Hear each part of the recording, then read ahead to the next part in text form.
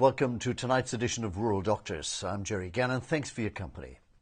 Our first program for 2011 takes a look at mental health management issues. But before we begin, I'd like to remind you about the upcoming annual conference and trade exhibition. This year's conference will be held at the Pan Pacific Perth, formerly known as the Sheraton Perth Hotel, on Saturday 26 and Sunday 27 March. The theme, Healthy Doctor, Healthy Patient, focuses on self-care and highlights the importance of adopting and maintaining a balanced lifestyle in order to prevent stress and burnout in the medical workforce. Visit us at www.ruralhealthwest.com.au and download the program and registration form. It's one conference you won't want to miss this year, so we hope to see you there. Firstly tonight, Olga Ward joins psychiatrists Jim Goodburn and Eileen. They share some tips and advice about managing a range of different mental health presentations. Jim and Eileen, welcome to the program. Thank you. Thank you. Could we start by talking about something that is extremely common and dear to the hearts of many GPs, and that is the General Practice Management Plan. One of the things that the GP Management Plan does require is a referral to a clinical psychologist or a registered psychologist for some therapy, and it often asks the GP to make recommendations about the sort of therapy that the patient needs. I don't use a lot of those techniques, and I'm a bit at sea as to what the clinical psychologist might be offering and how those techniques might work in with the kind of informal counselling that I do. Can you give us a bit of background on what they do? Well, I guess the most common one is cognitive behavioural therapy, or CBT. And the important point, though, is still the capacity and so forth of the psychologist to relate to your patient. So how well they get on, how well they're going to fit in with each other. Yeah. So the more the GP knows about their psychologist that they're using, the better, really. Because we do a lot of those kind of, if you like, assessments, subconsciously anyway, and you feel that this person's going to do well with this person, then that's great. As an actual technique, well, obviously they're going to target the person's thought processes, and part of that is identifying what is called negative automatic thoughts. So if a person who's quite depressed, have low self-esteem, as part of that, their negative automatic thought might be, I'm a worthless, useless person. So part of the CBT is to try and address that. Then there's, and that's linked in with the other concept, which is core beliefs, or you might also hear of schema-focused therapy. They're all kind of very related concepts. So part of what they do is help explore that with the patient, and then having techniques and strategies to kind of deal with that. One of that is what's called, a specific questioning method that looks at, well, you say this about yourself. What is the evidence that you're a worthless, useless person, and so forth. That's one of the ways in which we can help with people who are depressed, have a low self-esteem, and so forth. And the other aspect of what they commonly do is that of teaching a person how to manage their anxiety. Yeah. I think that's very important, and so that they, the sense of mastery they have over their symptoms, and that increases their sense of competence about themselves as well. One of the things that the Medicare paperwork, of course, suggests is that this might be useful in a psychotic patient, and I'm not sure how useful it is. Is there any kind of situation where you might use a clinical psychologist for somebody who's floridly psychotic, or perhaps not quite so floridly psychotic? I don't think so. Not for somebody who's got an obvious acute psychosis. I think that would be not particularly useful. But maybe someone coming off a drug-related psychosis might need some help with related issues. There are patients who've got a psychotic flavour about them, or there are aspects of their clinical presentation that might be psychotic. Say somebody with depression that might have some psychotic delusions, where you basically got them on treatment, biological treatment for the depression, and you want to link them in so they can get to know somebody, so they can develop a relationship, and over time that can be very useful. So that's an example. Another classic situation, I think, that we neglect are personality disorders, especially borderline personality disorders. Yep. They often do respond to some structured counselling or psychotherapy, and we often neglect that. We don't pick up on that with those kind of patients. So I think that's an area of neglect, I believe. Yep. So how would you twig that you had a patient that might benefit, particularly, say, borderline personality disorders, which aren't always immediately apparent? Borderline personality disorder can come in many flavours, and I'm sure that most GPs are quite familiar with the classic presentation. The obvious ones are usually female and present with emotional lability, disturbed relationships, crises quite often, unexplained ongoing mood problems, or anxiety that you just can't sort of easily fit into a DSM category of a depression or an anxiety disorder. Yep. So they're the keys really, and I mean, it's not uncommon to find people self-harming or taking overdoses in response to crises. So that the impulsivity that goes with a borderline kind of presentation. So I think it's much more difficult to identify those traits or aspects in a male patient, but they do exist, and they're often more hidden, or they're more complex. And you're talking about really long-term therapy for these patients, aren't yes, you? Not talking about 6 sessions and we're right. That's right, yeah. And especially I think in rural areas it's extremely difficult to deal with these patients effectively. Why I'm raising it is important is because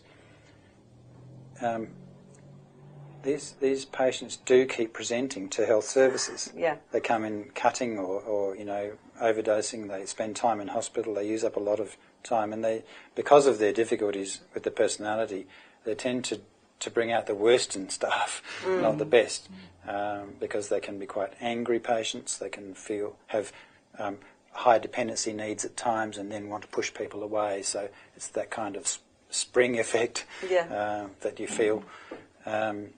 So immediately you've got somebody who's actually using up a lot of health service time and money. So just from an economic point of view, it helps to identify these patients and get them to an appropriate service. And of course, it depends on what's available. Yeah, the appropriate service is often the GP. But I've worked in country services where there was a very good counsellor available who would set up a structured program, for someone with a borderline kind of organisational style. It would be good to get them in same time, same place, same day each week, for an allotted time. Yeah. It helps structure their life a bit, which is one thing that's severely lacking, of course, is that sense of structure. Hopefully prevents them from lurching from crisis to crisis. Yeah. And I guess that what you asked earlier about how would you twig that might be a borderline personality, one of the ways would be, if your usual treatment for their depression, they're not responding to that, or, they kind of appear to be resistant to treatment, then you certainly need to explore their personality style a little bit more, asking them, questions about how do they normally deal with stress, how do they normally deal with losses, and what happens when things go wrong in their lives, etc. And that can give you a bit of a clue, if you like, as to, this could explain why, and hence a psychologist referral is useful. Now, speaking of normally dealing with depression, how do you normally deal with depression? Well, I guess a lot will depend on the assessment, and then, if you like, the severity of it, and so forth. I guess nowadays our treatment and then safety issues. So our treatment of choice would be the SSRIs because of their safety profile, as say compared to the older antidepressants, the tricyclics and the MAOIs. Yep. But and I think they do work in that moderately severe group. Is there a lot of difference between the SSRIs? I believe there are. Yeah. What about you? So if you've got a patient, say, with a lot of background anxiety, which group of SSRIs would you choose? I kind of divide them into groups, into, the medications into the ones that are least agitating to, potentially more agitating. It depends a little bit on their history of compliance with medications. If you think they're going to be erratic, you forget it one day, take it another day. Certainly you wouldn't choose one with a short half-life, like Fluoxetine, for example. Or so it kind of depends on that. So can you give us a couple of examples of useful drugs that we might pull out as first-line choices? There are 6 basic SSRIs. Yep. And there are ways of thinking about them as individual medications, and there are ways of thinking about them as a group. Yep. So you've mentioned some of the differences, like are they short-acting? You don't give paroxetine to someone who's not going to obsessionally take it at the same time every day, because they'll get withdrawal effects quite quickly. Yep. So another interesting one is, I think, Fluoxetine, which was the first one to come out, which is the most weight neutral of all the antidepressants, and that's really important for especially young women. If you're trying to sell the idea of an SSRI. And the other thing is a lot of people that we see, and I think in general practice as well, are in the younger age group, they're adolescents. And if you're ever going to use an SSRI, Fluoxetine again has the best evidence. It's got the most research, and it's weight neutral.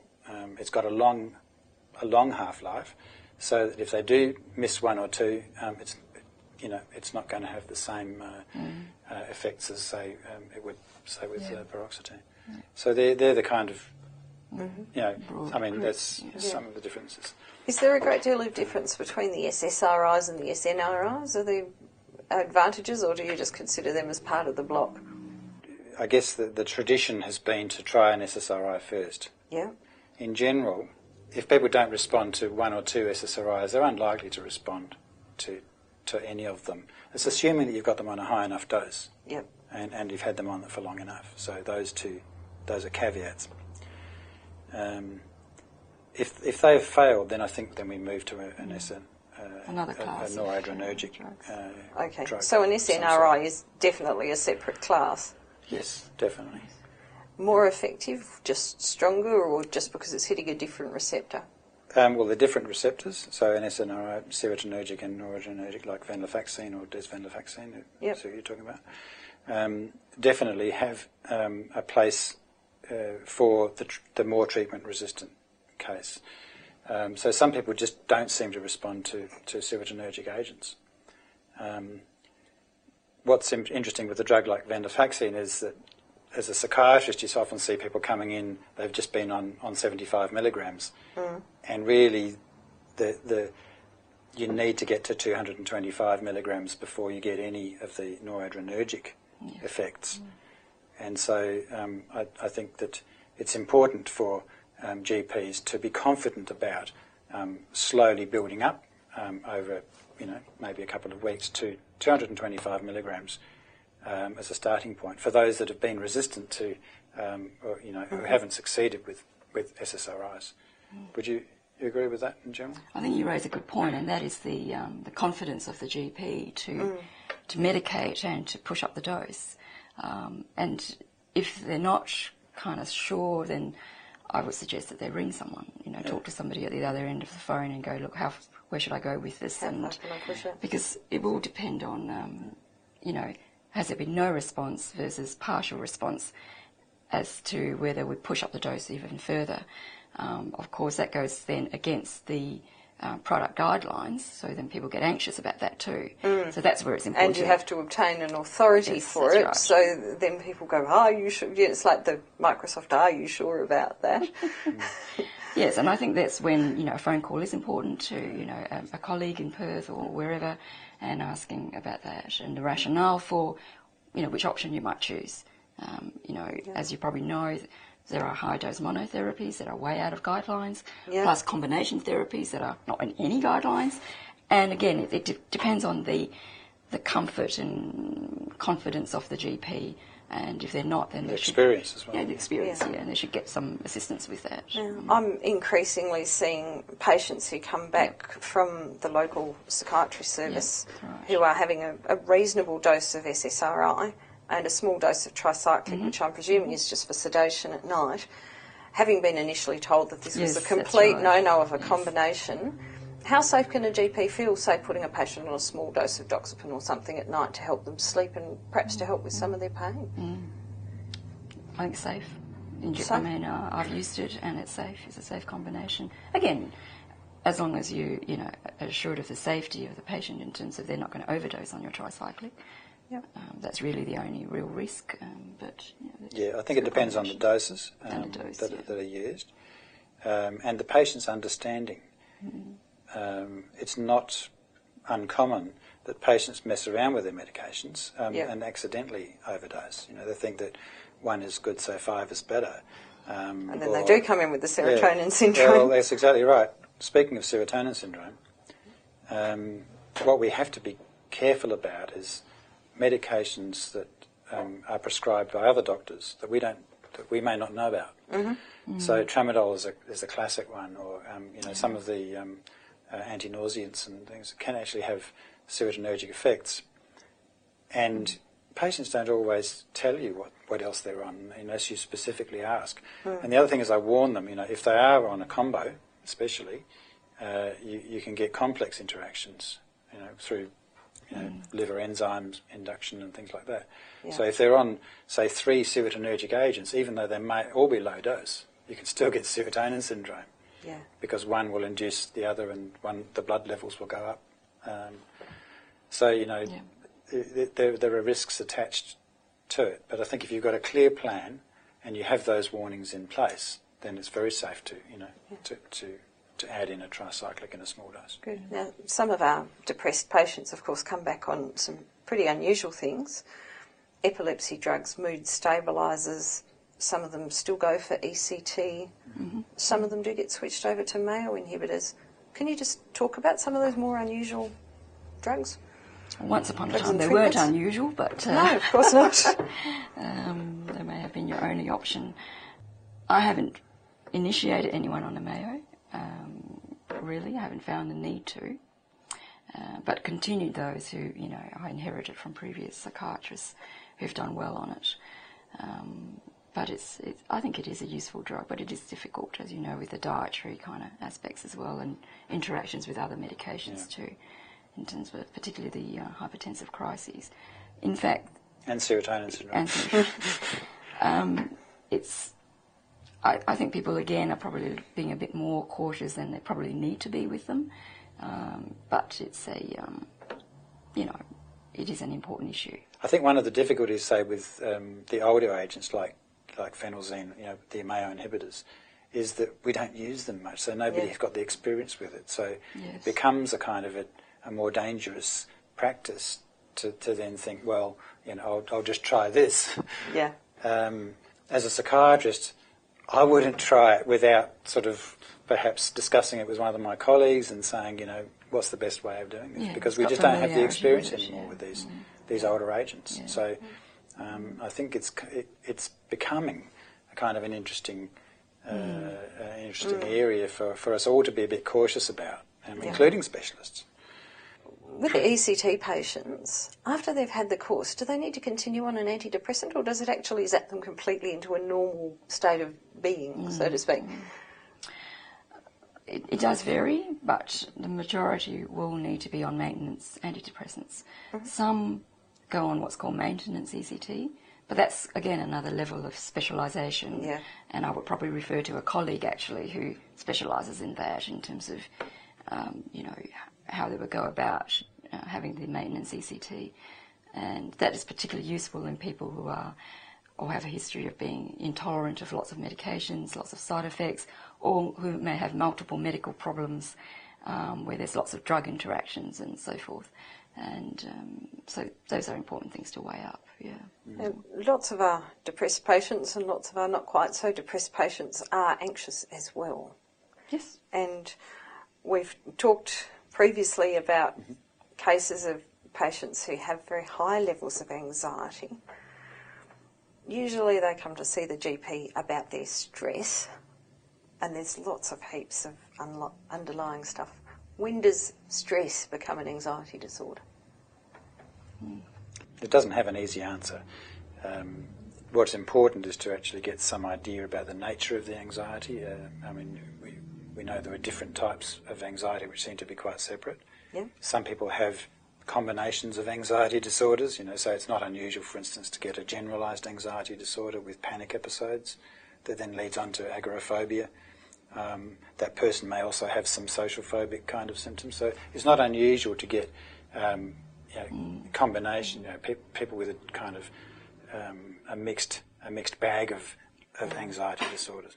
That what sounds to me like the sort of person that needs quite a lot of support services as well as maybe some targeted medication. Exactly right, yeah. So it's important to kind of work out very specifically, what kind of anxiety disorder or what kind of combination of problems they might have.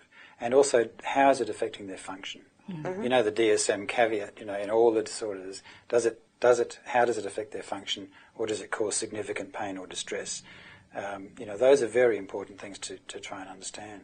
Would you treat anxiety with an anxiolytic antidepressant, or do you treat anxiety just simply with the kind of benzodiazepine group of drugs? Well, the benzodiazepine group of drugs, as you know, has problems with it in terms of its dependency, and over time it stops working, really. So I think initially probably you need to use it. I would use it in combination with an SSRI. Mm-hmm. And which SSRI? Well, my favourite is Lexapro, but I don't have shares in it, and I could be told off for saying that.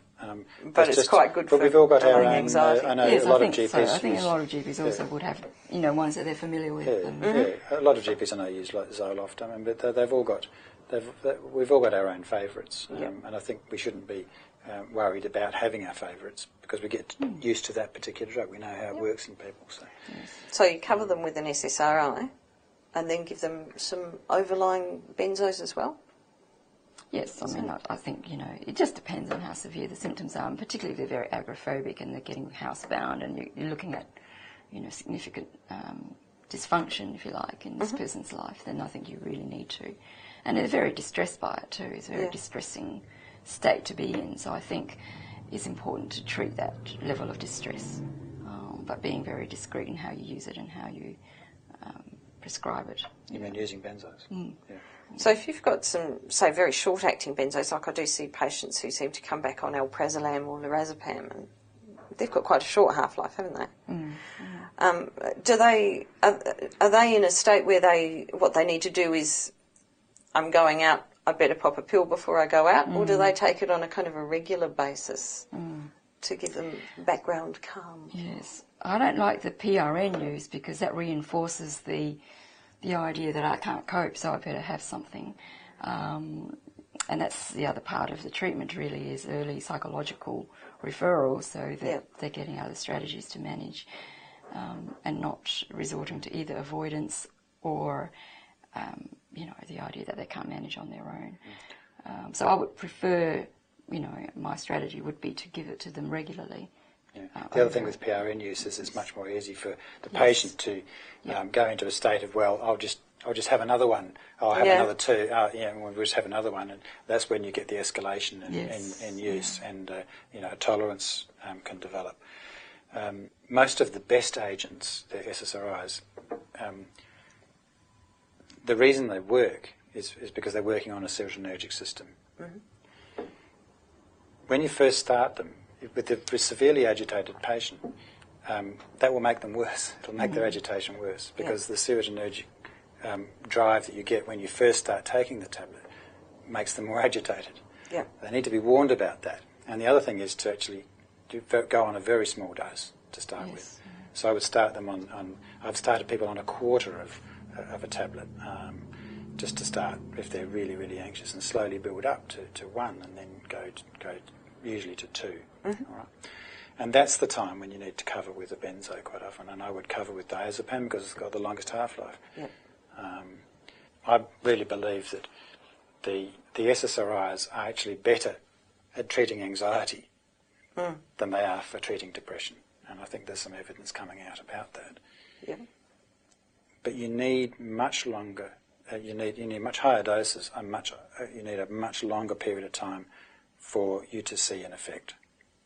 So it's not unusual. I think we mentioned this earlier to start someone on SSRI and have to ramp up the dose.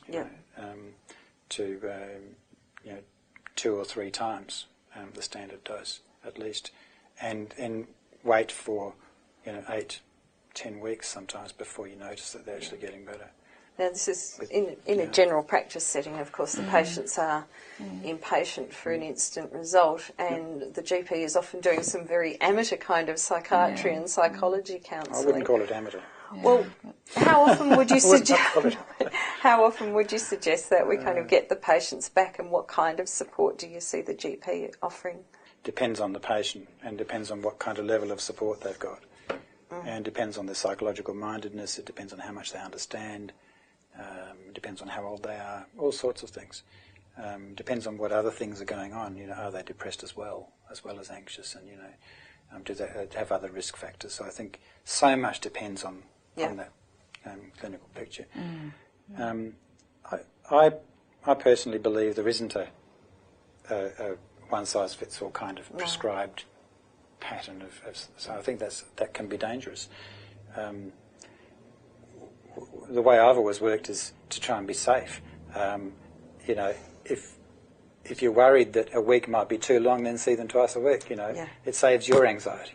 I think we don't we don't take care of our we don't acknowledge our own worries enough as well. So if we're starting to worry about a patient, then make sure that we don't worry about the patient.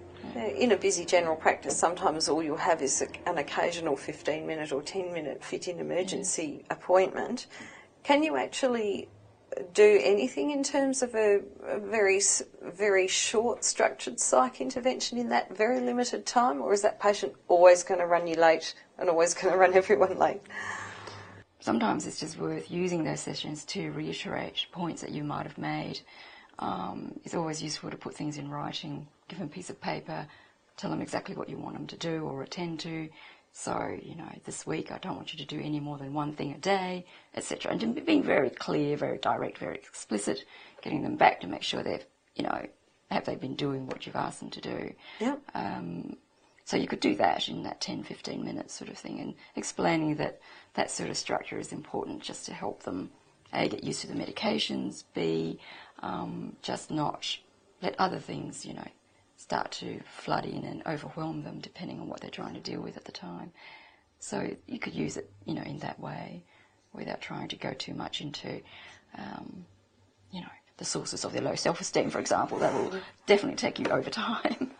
I think it's perfectly possible, especially in follow-up, to do a very kind of focused mental state examination, for instance. That's right. Checking on risk, checking on, and again, you asked earlier about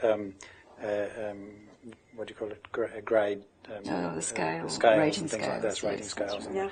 and I always find a useful one is that out of 10, how's your mood? With 10 being the best and 0 being the worst, and people are actually quite accurate about their self-report. And I often will see somebody just very briefly, okay, so how are you today? How were you yesterday? And give them a score. That they'll give you a score out of 10. And people often forget what they told you last week. Oh, you told me 2 last week. You were 2 out of 10. Gee, you've made a significant jump in improvement in your mood. Oh, have I, Doc? Yeah. And it's a very useful thing to be able to more objectively kind of point out. Yep. So that's something you can do in a very short time frame.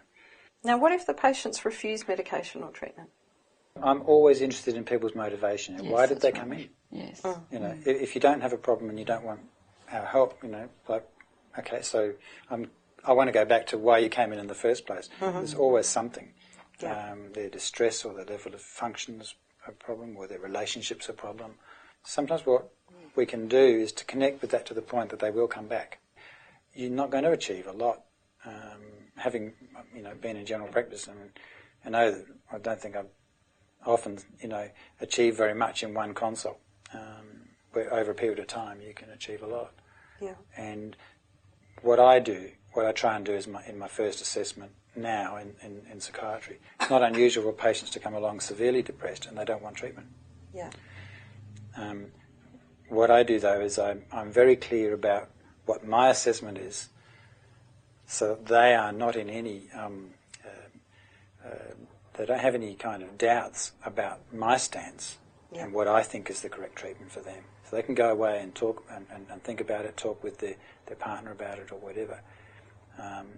And it's surprising that over a period of consultations, they come in and say, look, I've decided I will, I'm getting worse, I do need to. Shot. Yeah, yeah, that's right. It's often a question of them getting used to the idea. Yeah. And getting used to, or overcoming the stigma attached to it, or something like that. They need to ask around to check you out. They want to check you out. What's this doc like? Does he know his stuff or not? Do other people take antidepressants? And, that's that kind of thing. Yeah. Especially in rural areas, I find people are actually quite. Often they take their time. They're used to the seasons coming and going. They take their time before they kind of rush into accepting any old treatment. Yeah.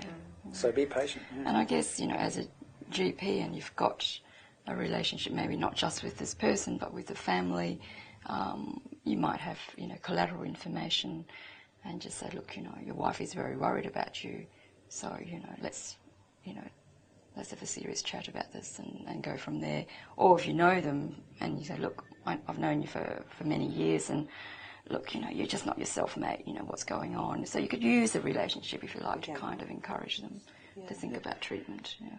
The other side of that, if I can just add, is that patients, especially in small country towns, where the doctor knows the family, there can be worries about confidentiality. So the downside of that is that a member of that family might come along, and while it might be useful on occasions to get that collateral and to get the family involved, it may be exactly what the patient doesn't want.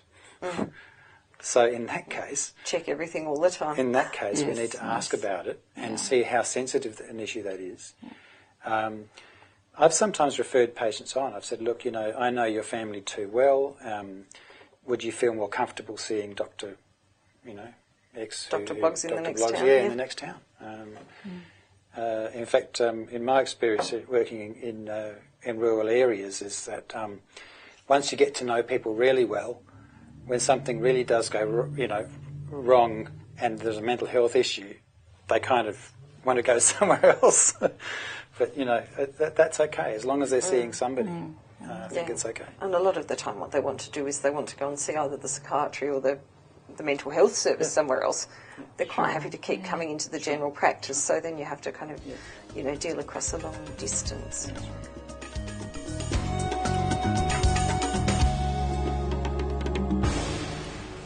And we'll return to that discussion shortly.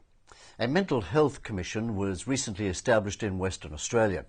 We took the opportunity to visit the Mental Health Commissioner to talk to him about the provision of mental health services in rural Western Australia and the role of the new Mental Health Commission.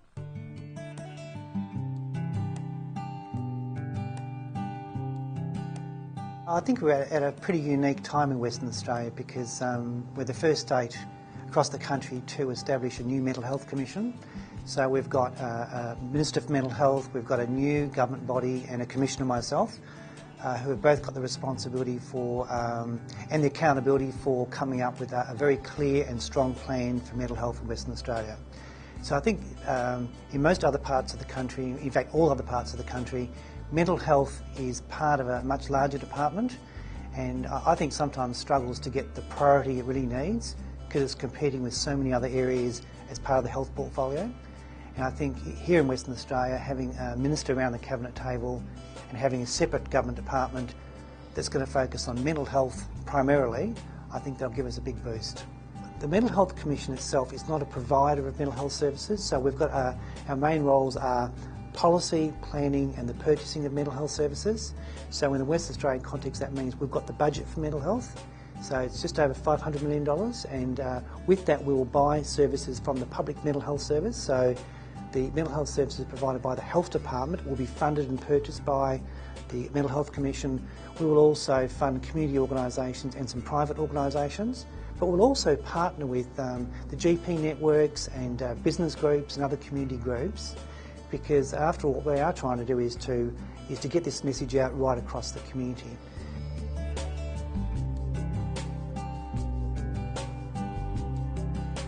My first priority as the new Mental Health Commissioner, I think, is to create a sort of a bit more of an ordinary conversation in the community around mental health, because I think there's been a lot of stigma around mental health.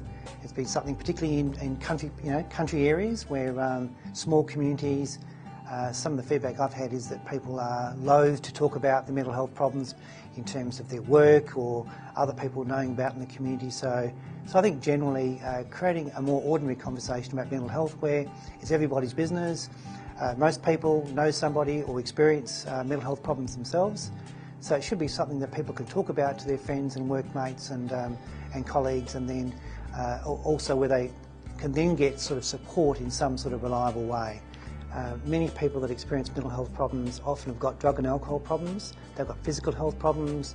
A high proportion of the people that are homeless have also got mental health problems, people in jail, so mental health is sort of connected to lots of other things. And so I think one of the things that the Mental Health Commission is trying to do is, as well as giving a very strong focus to mental health, it is also saying, well, it's not just about the public acute mental health system, this is about the whole of the community and about the whole of the government working together.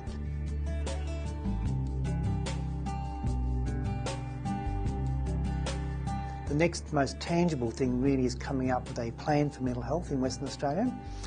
We've just had a very wide-reaching consultation process, so I think it's well documented what the problems are in mental health.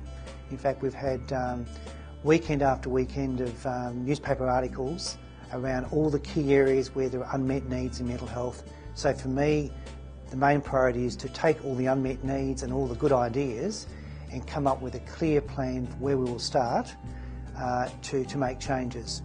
And from my point of view, there are three main changes. The first one really is what I call a cultural change. So I think we want to sort of move a bit from just focusing on people as having a diagnosis and being patients in the medical system to much more people being individual people. They've got family, they've got friends, they've got jobs, they're members of their community. So we call this a more sort of person and family-centred culture with this key idea about recovery. So you can have mental health problems and you may or may not need medication or treatment, but the main thing is to help people get a decent life.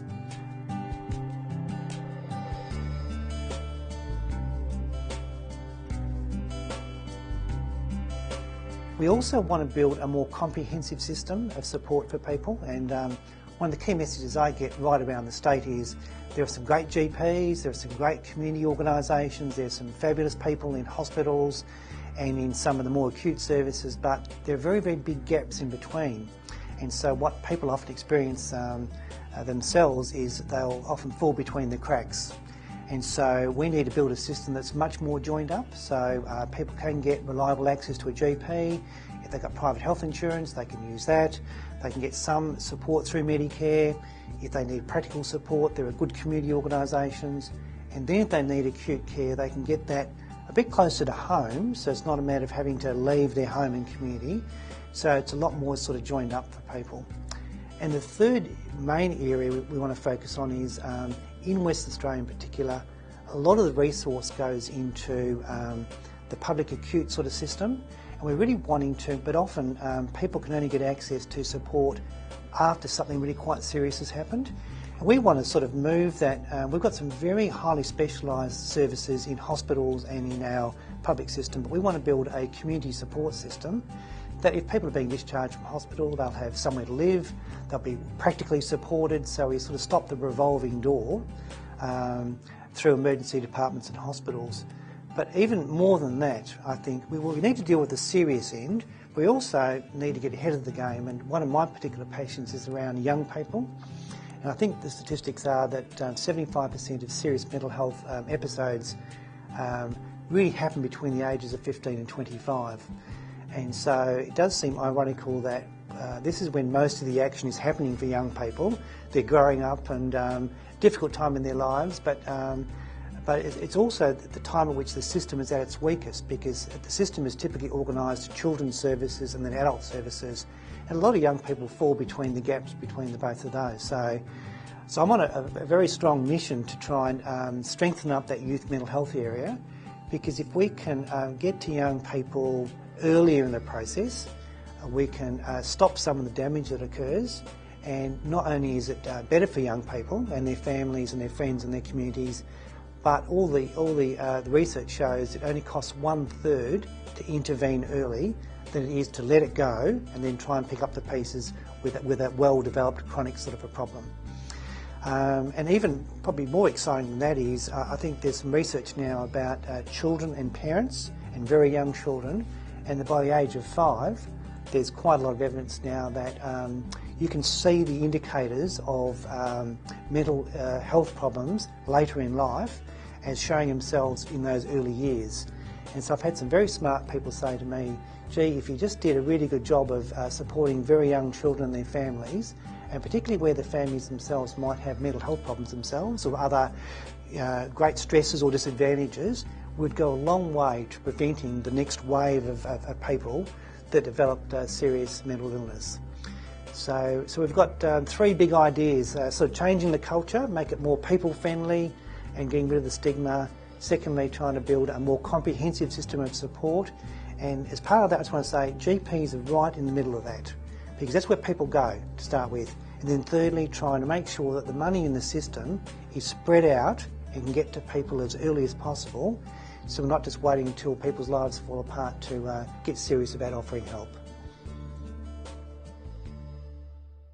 And thank you to Mr. Bartnik for his time. Let's now rejoin the discussion with Olga, Jim and Eileen. What about those really passive-aggressive patients that sometimes come in on their own or perhaps with their partner? They keep coming in, but, you know, they're digging their heels in the whole way and being quite obstructive without being overtly, directly negative. How do you get around them? Well, it just depends on who's, understanding why they're there again, I think. And perhaps, being clear about what you can offer them, mm-hmm. and spelling that out and saying, this is what I can offer because of these reasons or whatever, and what I think is going on, and inviting them to come back when they're ready to start treatment.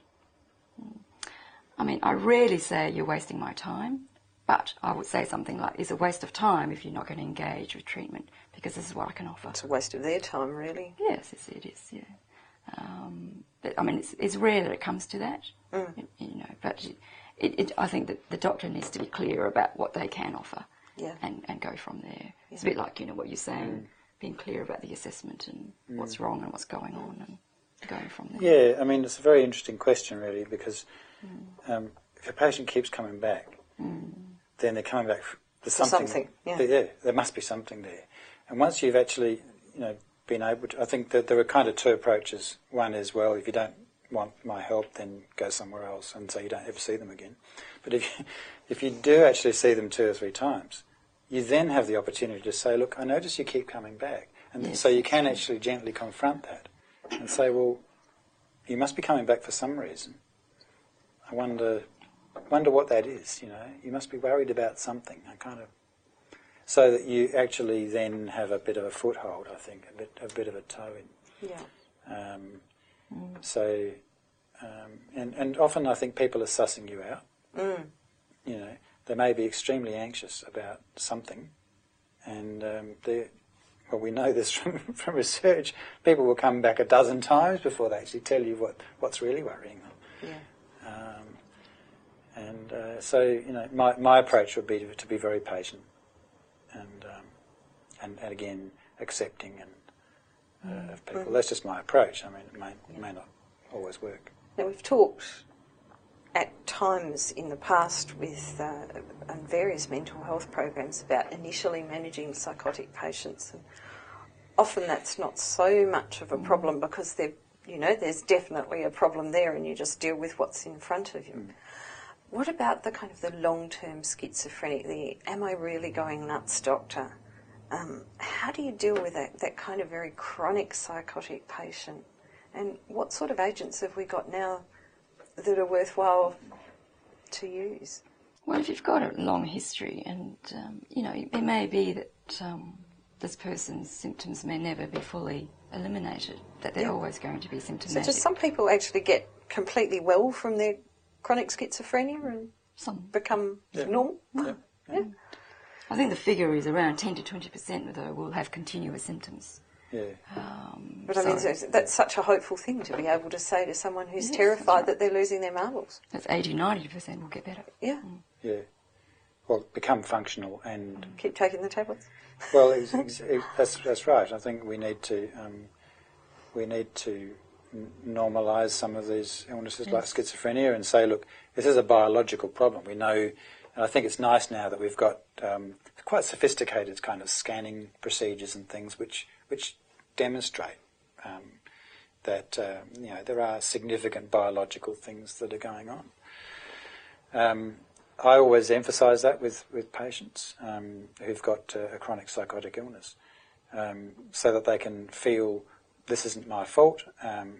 This isn't something to be ashamed of. Yeah. And it's something that I always use the diabetes analogy because diabetes is kind of fairly benign in terms of the stigma. I say, look, some people with diabetes they need insulin and they need it every day. And if they don't get it, then they either die or they become severely ill. And I think some mental illnesses are in that category. They're biological and they need medication. Every day, forever. Every day. So to emphasise that and to be confident and matter of fact about it, I think is also important. I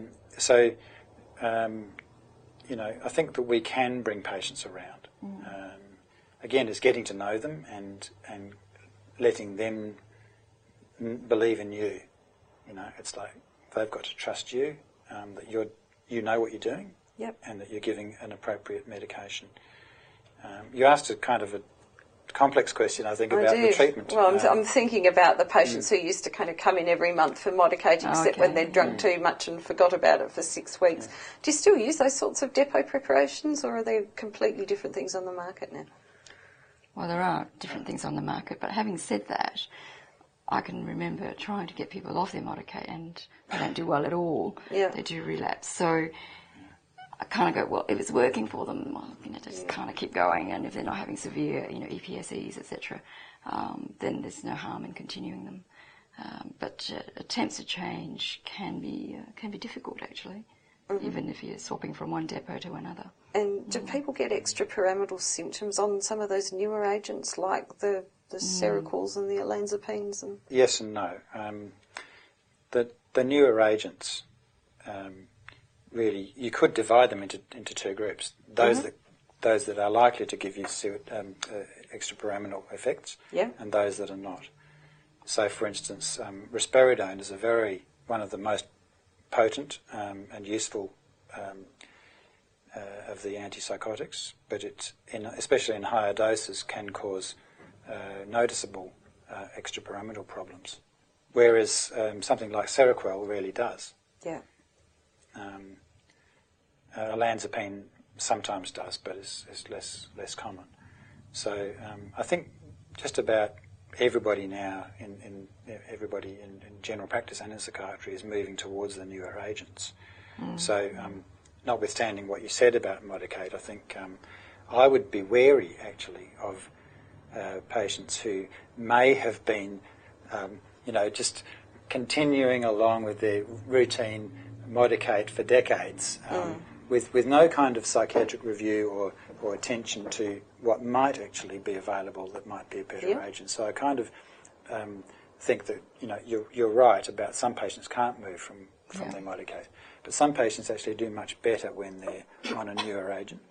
And of course, Risperidone, as we've got the injectable form now too. So when patients do go into a hospital, say a mental health hospital with a severe psychotic episode or whatever, and they sometimes come out with a depot, and it's often Risperidone because it's actually a more modern agent. So.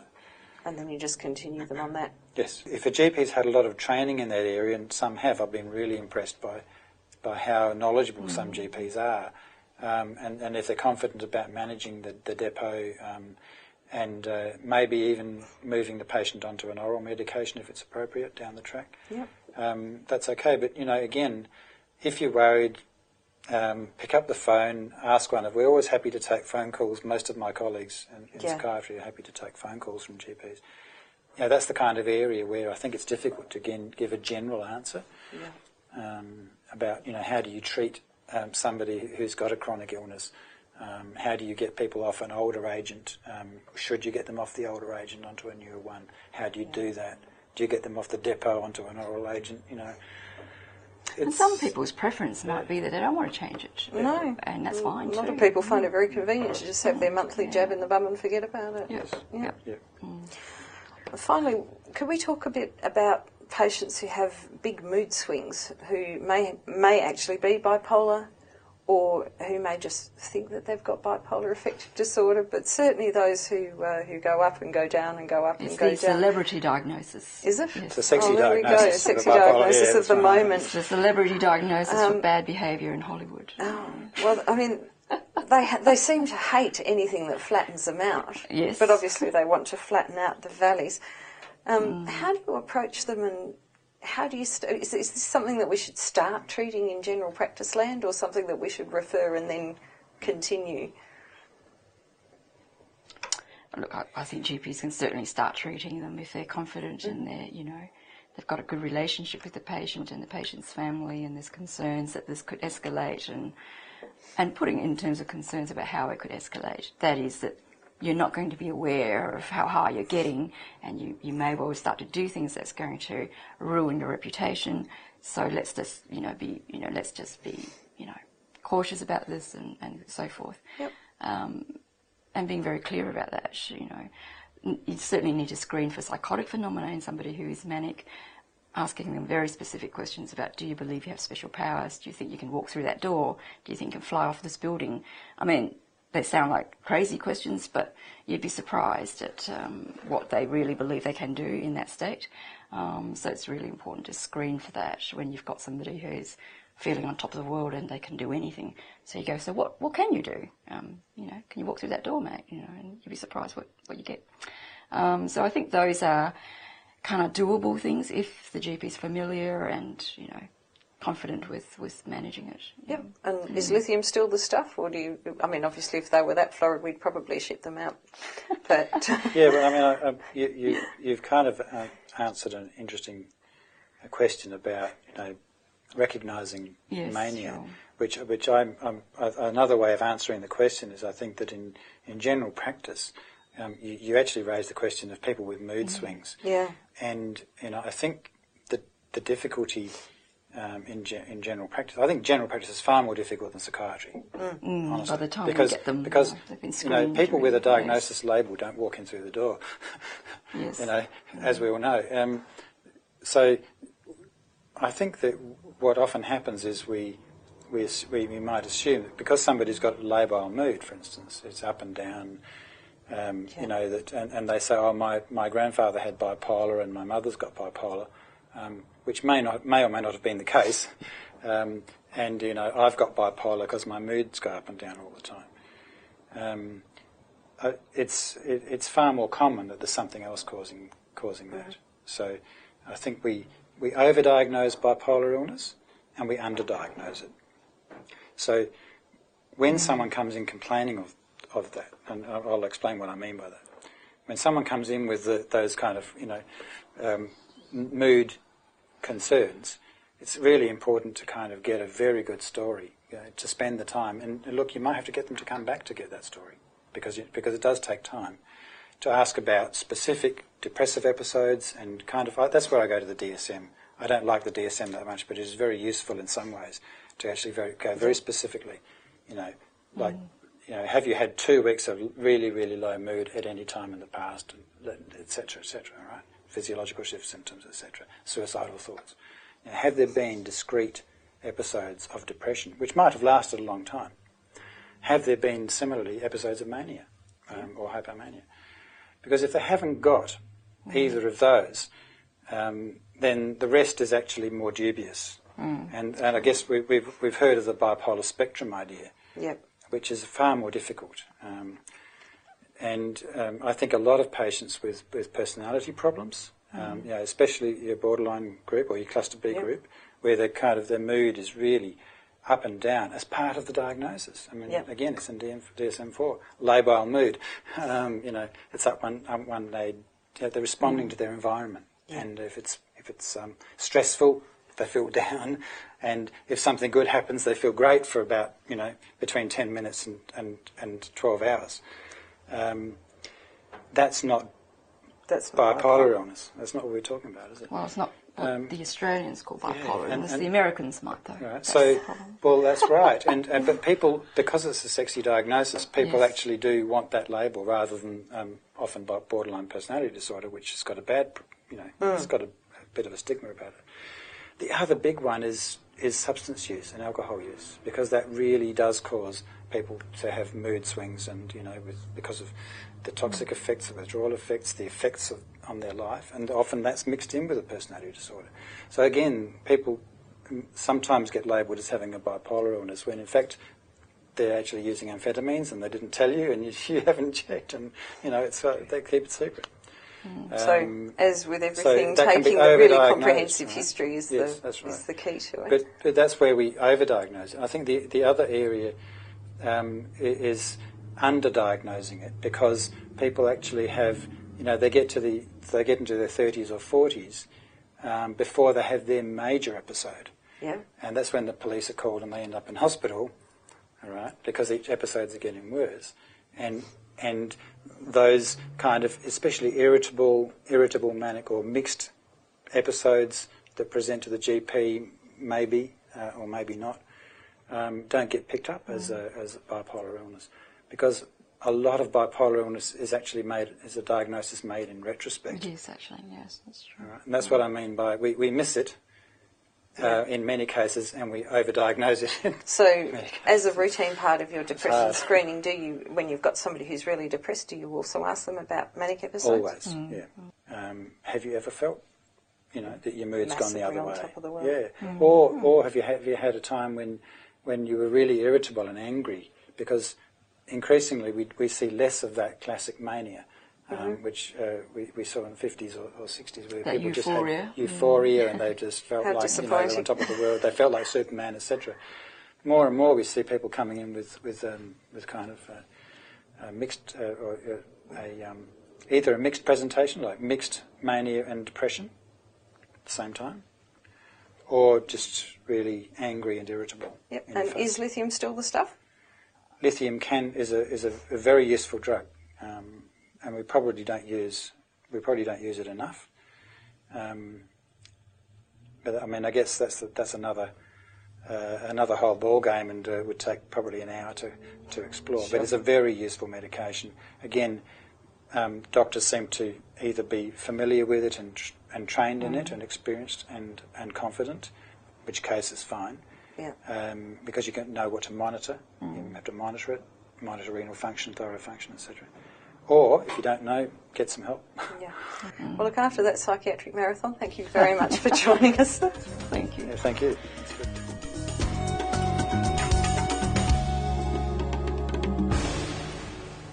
Well, that's all we have time for tonight. Remember that this program, or any of our programs going back to 2008, are available to access on our website. The address www.ruralhealthwest.com.au. Full sets of 2009 and 2010 DVDs are also currently available for just $80 for a set of 10 programs.